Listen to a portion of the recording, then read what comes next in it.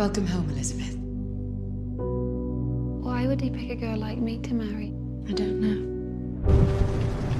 That sounds ominous. What's in this room? Everything I've shown you, the art, the jewels, the clothes, all of it is for you.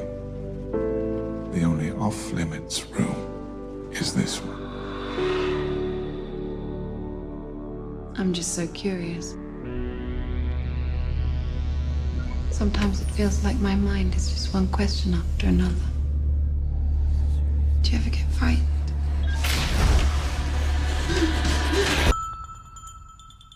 How's your lovely young wife? Young and lovely.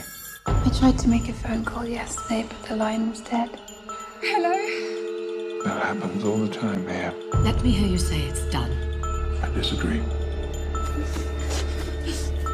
What am I? You went into the room he told you not to go into, did you not? Yes. I think you should get as far away from here as possible, Elizabeth. The only measure of an action is its consequence.